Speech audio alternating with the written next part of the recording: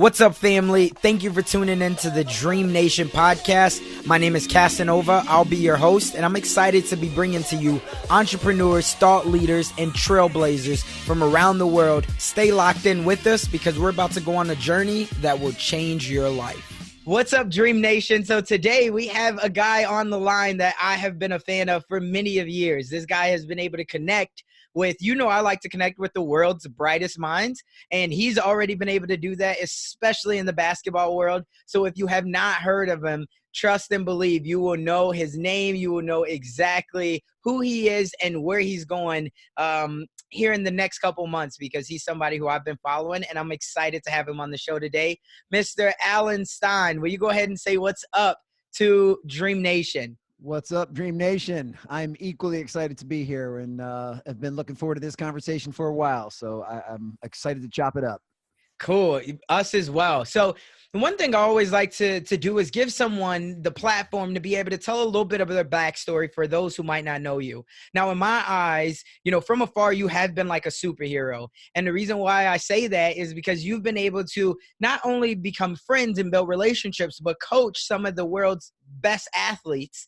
And you've been able to coach them at a very high level, to the point, I think Kevin Durant said that, on and off the court, he would call you a mentor. He would say that you have had a significant impact on him. And so go back, if we can, let's go back to your young childhood days. Tell me, who is Mr. Alan Stein?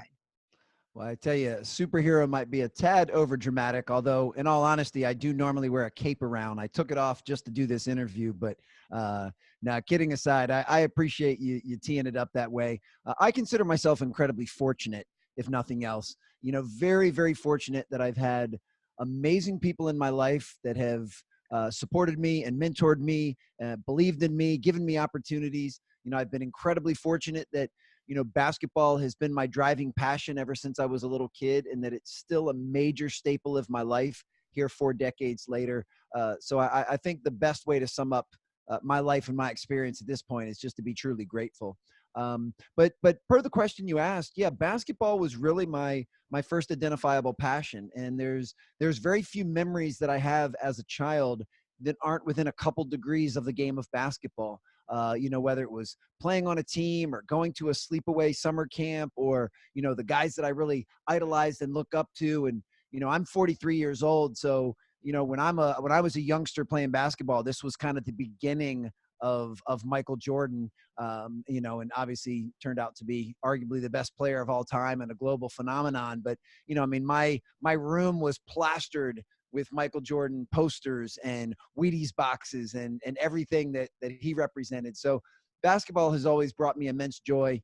It was definitely my first identifiable passion. And here, 40 years later, it's still something I'm incredibly passionate about. So to be able to have had an opportunity to work with some really great players and coaches, and now take all of those lessons and share them with other people, yeah, I couldn't be more thankful.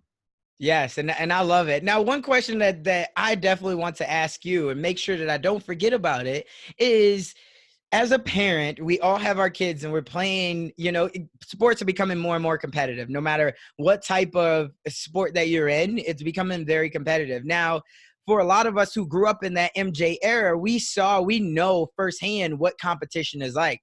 But nowadays, kids have a lot more leisures, right? They have a lot more things that they can go do rather than always watching TV or Dwayne Wade or whoever else. How do you talk to parents when they come to you and they say, my son doesn't have that Mamba mentality? At what age did you generate that? And what age is it, like, just if the kid gets it, he gets it? Or is there certain things that we can do as parents to try to encourage that? Because we're spending a lot of money. Yeah. Well, I'm a very proud father of 3. I have 9-year-old twin sons, and I have a 7-year-old daughter. And so I've been able to see this from both vantage points. I mean, actually several vantage points, because, clearly I grew up as a child. So I went through youth sports as a player. And then I spent the vast majority of my career as a coach. So working with young people, but also talking with their parents. And then now kind of that third lens that I look through is as a parent who has young kids coming up through it.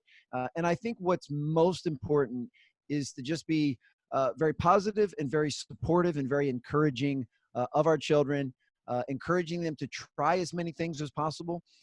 And not just within the world of sport. I mean, to try things in the arts and try things in the sciences, and just really get a feel for all of the different things that are out there and all of the different opportunities, and then find which things you gravitate towards the most. Basically what you like and what you're good at, and find where those things intersect, and then just be very supportive of kids pursuing those things. Try and model for them and teach them the habits and the mindsets that they'll need to be the best that they're capable of in whatever they choose, but not to force it or push it, and certainly not to be worried whether or not an 8 or 9 year old has the Mamba mentality. I mean, let's be honest. I mean, Kobe Bryant is a once in a generation type player, and even above and beyond that Mamba mentality, I don't think has ever or will ever be completely duplicated. So we shouldn't, as parents, be worried about playing the comparison game and getting our kids to live up to certain expectations. Just let them enjoy the process. Teach them the habits that they'll need to get better at whatever craft they choose. Model for them the importance of purposeful practice and repetition, and putting in work during the unseen hours. But there's no need to force it, and there's no need to push it. I'm very hands off with my own kids when it comes to that. I want them to find things that they enjoy doing, and I want to love them and support them unconditionally as they pursue those things. But I'm not trying to raise 3 professional athletes. If that ends up happening, that's okay, but that's not my goal as a parent. My goal as a parent is to raise happy, well-adjusted, contributing citizens to this world in whatever vocation or industry or niche brings them the most joy. And that's really all that matters to me. And since that's how I choose to view parenting, that's what I share with other parents. But I also recognize that parenting is very personal. And I would never, ever tell someone else how to parent their child. I'm still trying to figure out how to parent mine. So all I do is just offer what I do and what I believe will work well for, my family and my kids. But it's very much a personal decision. Got it. And there's so many things in there, because I'm obviously going through it right now as well. And Yes. my son, a lot of people know CJ, he plays a lot of different sports, right? But Love there it. is this thing that nowadays, even more so than it was before, is it feels like earlier you have to make a decision on what you're going to do. Like now is the time that a lot of kids are playing select baseball, which is probably just getting done now at least most places around the country. And then basketball has all been competitive across the summer. So now as a parent, you're like, you don't want your kid to get left behind. You know that when you ask your kid, what do they want to do? They say that they want to be a professional athlete. So you want to teach them to go after their dreams. But then at the same time, when it comes time to put, like you said, the unseen hours into the gym, they would rather go watch YouTube or play Fortnite or anything like that. And I'm only saying it because I know that parents we're having these conversations all the time. So then you're like, well, listen, I don't want to force my kid upon it, but then my kid, wishes that they could do left-handed layups, or my kid wishes that they could do this. But then, so how do you do you just say, hey, you told me that you wanted to, be great, but this is what it takes if you don't want to do it? Or do you just try to keep them surrounded around that environment, meeting players? Because you obviously have a luxury of making a couple phone calls, and you can probably get your twin boys to being able to meet some of the highest level players, so that's got to be huge in itself. Asking Kevin Durant, what does it take, is a lot different than dad saying, you don't understand what Kevin Durant's been putting, in the gym.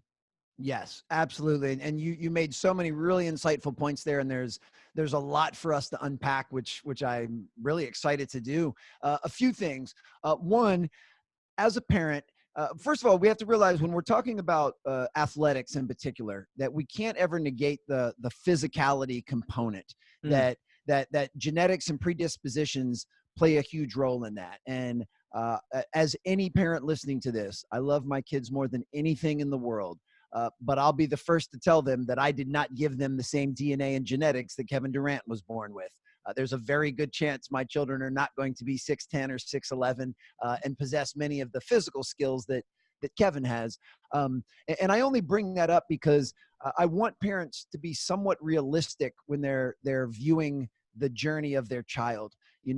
What's most important for me is that my kids find happiness, they find a sense of purpose, they find a sense of belonging, they do something that really that they love and are passionate about doing. And if that does happen to be a specific sport, then I want them to go after that with everything that they've got. I would never in a million years tell my kids, you're not going to be a professional athlete. But I also view it through a realistic lens that I'm not trying to train my 9-year-old 10 sons right now as if they're NBA prospects, because they're not. They're just young people still trying to figure out what they like to do and what they're good at.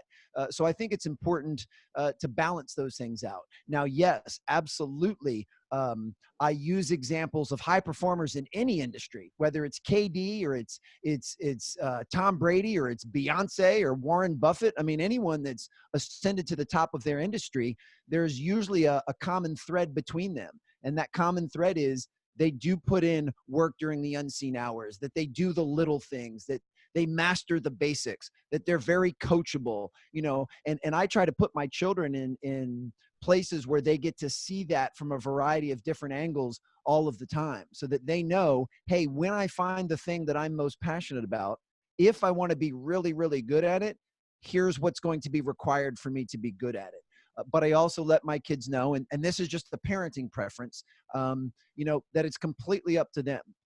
I'll never force my kids to go outside and make 500 jump shots. That's got to come from them. If they say, Daddy, I want to go out and make 500 jump shots, will you rebound for me? I'll be the first one in the backyard. No problem. But I don't force that. And then at some point, there'll be a life lesson to be learned, that there'll be some point where if they play in a game and they don't play very well and they're upset, and I'll simply say, well, you didn't practice very much. You didn't put in the work to deserve to be successful. So if my child can't make a left-hand layup when tryouts come around, I'll make sure they understand why they can't make a left-hand layup, because they chose to play Fortnite and watch YouTube instead of choosing to be working on their game. And that's a lesson that they need to learn. It's not something that I'm going to force upon them. And then working kind of backwards to what you started with, I think we have to have this vision in place, a dream, if you will, and be able to work backwards to figure out what makes the most sense. You just said something to the effect of we have to start, specializing earlier and earlier. And I would say we don't have to do anything. I mean, my kids, whatever decisions we collectively make, them and myself and as a family, will be our decisions. And I won't allow anyone to kind of pressure or coerce us into doing something that I don't believe is in the best interest of their future. So perfect example. And you are 100% right that even at 8 and 9 years old, they're starting to build immense pressure from people that want them to play one sport year round, whether it's club soccer or baseball or basketball. And I simply won't allow them to do that. I don't believe that that's the best route for them to take. I've never seen anything that proves that will give them a better chance of being a professional athlete if they specialize early. In fact, I think I could make a very solid case that the exact opposite is true, that early specialization will lead to both mental and physical burnout, and you'll actually decrease your child's chances of playing at the highest level. So there's plenty of time for specialization when they get to high school, when they have to decide if they want to play a sport in college. But for now, I want them trying lots of things. And I don't play the comparison game myself, and I don't, encourage my kids to play it. So I don't worry about them getting left behind. If the neighborhood kids all want to play on one soccer team and play that year round, 365 days a year, if that means my kid is being left behind or left off, I'm totally okay with it. I have no problem with that. And I have zero doubt that 5 or 6 years later, if we circle back, my kids will be just as good of a soccer players as theirs are if they do what they're supposed to do during the unseen hours and working on their craft. So I do think a lot of youth sports parents are misguided. And I say that with love and grace because I know that they're trying to do what's best for their child. I just think they're misguided into what they think is best. And the last thing I'll say, because I know this has been a mouthful, it's a dangerous pitfall to fall into when we look at the elite of the elite, the upper 0.01%, and make those comparisons. So when a parent says to me, something to the effect of, well, Kobe Bryant didn't play any other sports, in junior high and high school. yes, I understand that, but you have to realize your child is not Kobe Bryant, and I don't say that to be rude, but they're not. So you can make your case all you want for the KDs and the LeBrons and the Kobes of the world, but that's such a small percentage that you're basically trying to formulate your kid's schedule and what they're supposed to do based on the upper 0.01%, and I just don't think that's wise. Man, there's so much there, and I love it. I'm very indifferent. I won't, sugarcoat it. I'm very indifferent on it. I believe that you hit so many realistic points that, yes, my son was not given, I'm pretty sure, with the type of KD ability. But the other side that I would say is you never know until you make it happen. So something Of that I say course. in business, right? Because I tell people this all the time. I mean, 4.5 years ago, my wife and I, we were homeless. We were sleeping in a furnace room. And now, I mean, the business that we've amassed and everything like that, people wonder. And I say all the time, in the beginning, people will ask you why you're doing it. In the Yeah, end, they'll ask you how you did it. for Right. sure. I love So that. so at that time, if we're talking about, Kobe's dad, or we're talking about KD's mom, or whoever else, that they made a decision, even the Balls, right? I read the story on LeVar Ball and his wife, and they Yep. said early on that they knew what their boys were going to do. And so many people would have disagreed with it. And that's why I love the fact that you said, I'm never going to tell anybody how to, raise their own kids.